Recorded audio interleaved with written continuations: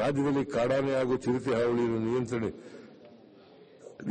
ಈಗಾಗಲೇ 8 ಆನೆ ಕಾರ್ಯಪಡೆ ಹಾಗೂ 2 ಚಿರತೆ ಕಾರ್ಯಪಡೆಗಳನ್ನು ರಚಿಸಿದ್ದು ಪ್ರಸಕ್ತ ಸಾಲಿನಲ್ಲಿ 17 ಕೋಟಿ ರು ಒದಗಿಸುವ ಮೂಲಕ ಕಾರ್ಯಯೋಜನೆಯನ್ನು ಮುಂದುವರಿಸಲಾಗುವುದು.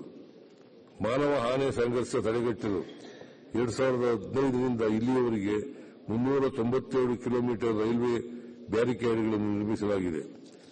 ಇನ್ನು 150 ಕಿಲೋಮೀಟರ್ ರೈಲ್ವೆ ಬ್ಯಾರಿಕೇಡ್ ಕಾಮಗಾರಿಗಳನ್ನು 25-26ನೇ ಸಾಲಿನಲ್ಲಿ 60 ಕೋಟಿ ರೂಪಾಯಿ ಮೀಸಲಿರಿಸಲಾಗಿದೆ. ಕರ್ನಾಟಕದಲ್ಲಿ ಮಾನವ ಆನೆ ಸಂಘರ್ಷದ ಸಮಸ್ಯೆಯನ್ನು ಪರಿಹರಿಸಲು ಭದ್ರಾ ಹುಲಿ ಸಂರಕ್ಷಿತ ಪ್ರದೇಶದಲ್ಲಿ 20 ಚದರ ಕಿಲೋಮೀಟರ್ ವ್ಯಾಪ್ತಿಯಲ್ಲಿ ಕಾಡಾನೆ ಸಾಫ್ಟ್ ರಿಲೀಸ್ ಕೇಂದ್ರವನ್ನು ಸ್ಥಾಪಿಸಲು 20 ಕೋಟಿ ರು ನೀಡಲಾಗುವುದು. ಬೆಂಗಳೂರು ನಗರದಲ್ಲಿರುವ 3000 ಕೊಳಚೆ ನೀರು ಸಂಸ್ಕರಣಾ ಘಟಕಗಳ ಕಾರ್ಯಾಚರಣೆಯ ಮೇಲುಸ್ತುವಾರಿಯನ್ನು ತಂತ್ರಾಂಶದ ಮೂಲಕ ನಿರ್ವಹಿಸಿ ಸಾರ್ವಜನಿಕರಿಗೆ ದೈನಂದಿನ ಮಾಹಿತಿ ನೀಡಲಾಗುವುದು. ಕೈಗಾರಿಕೆ ನಿಯಂತ್ರಣ ಅನುಪಾಲನಾ ಹೊರೆಯನ್ನು ಸರಳೀಕರಣಗೊಳಿಸಲು ಸ್ವಯಂ ಪ್ರಮಾಣೀಕರಣ ಮತ್ತು ಮೂಲಕ ಸ್ವಯಂಚಾಲಿತ ಸಮ್ಮತಿ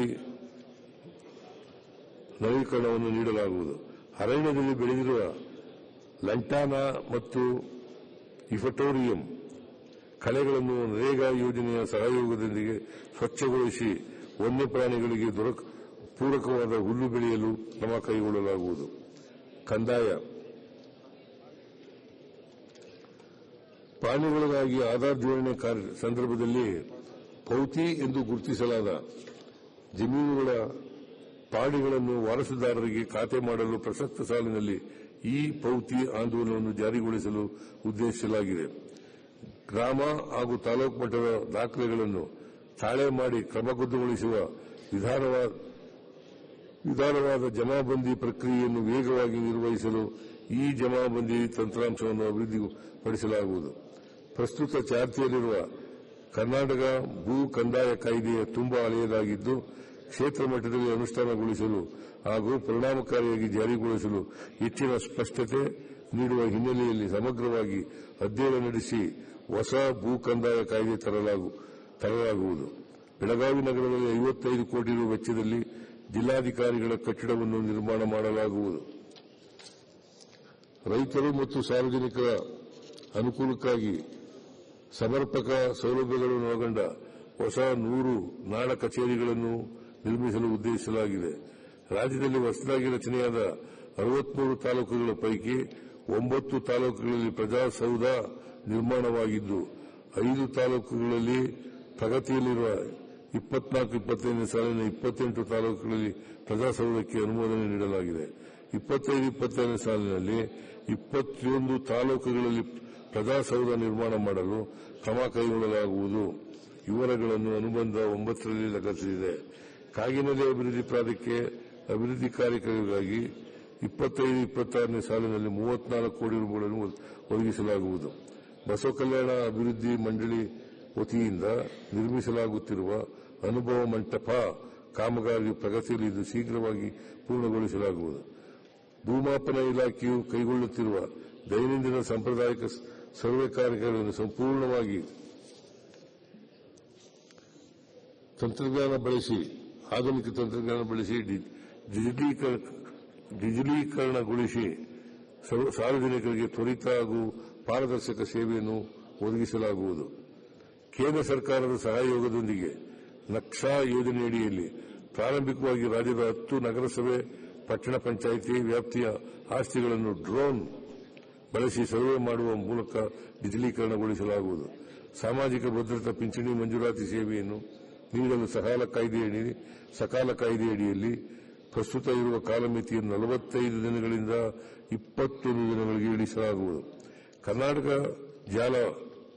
ಕರ್ನಾಟಕ ಜಲಭದ್ರತೆ ಮತ್ತು ವಿಪತ್ತು ತಡೆಯುವಿಕೆ ಕಾರ್ಯಕ್ರಮದಡಿ 3,500 ಕೋಟಿ ರೂಪಾಯಿ ವಿಶ್ವ ಬ್ಯಾಂಕ್ ಸಾಲ ಹಾಗೂ ರಾಜ್ಯ ಸರ್ಕಾರದ 1,500 ಕೋಟಿ ರು ಸೇರಿ ಒಟ್ಟು 5,000 ಕೋಟಿ ರೂಪಾಯಿ ವೆಚ್ಚದಲ್ಲಿ 25ರಿಂದ 31ರ ಅವಧಿಯಲ್ಲಿ ಈ ಕೆಳಕಂಡ ಕ್ರಮಗಳನ್ನು ಕೈಗೊಳ್ಳಲಾಗುವುದು. ಬೃಹತ್ ಬೆಂಗಳೂರು ಮಹಾನಗರ ಪಾಲಿಕೆ ವ್ಯಾಪ್ತಿಯಲ್ಲಿ 2,000 ಕೋಟಿ ರು ವೆಚ್ಚದಲ್ಲಿ ಪ್ರವಾಹ ನಿರ್ವಹಣಾ ವ್ಯವಸ್ಥೆಯನ್ನು ಕೈಗೊಳ್ಳಲಾಗುವುದು. ಬೆಂಗಳೂರು ನೀರು ಸರಬರಾಜು ಮತ್ತು ಒಳಚರಂಡಿ ಮಂಡಳಿ ವತಿಯಿಂದ 1070 ಕೋಟಿ ರು ವೆಚ್ಚದಲ್ಲಿ ತ್ಯಾಜ್ಯ ನೀರು ಸಂಸ್ಕರಣಾ ಮತ್ತು ಒಳಚರಂಡಿ ಪಂಪಿಂಗ್ ವ್ಯವಸ್ಥೆಯನ್ನು ಕೈಗೊಳ್ಳಲಾಗುವುದು.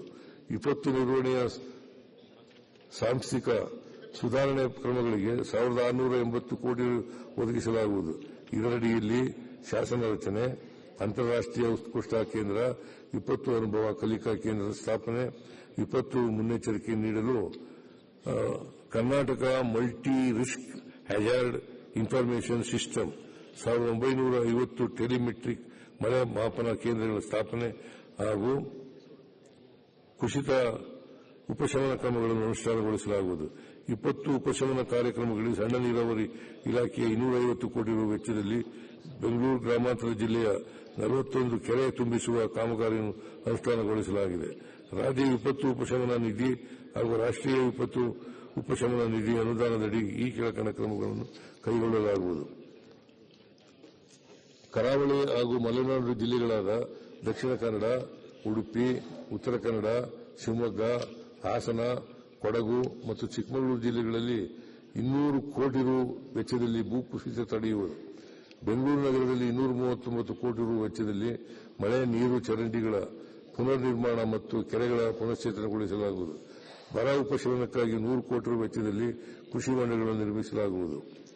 ಕರಾವಳಿ ಜಿಲ್ಲೆಗಳಲ್ಲಿ 200 ಕೋಟಿ ರು ವೆಚ್ಚದಲ್ಲಿ ಸಮುದ್ರದ ಕೊಳೆತ ತಗ್ಗಿಸುವುದು.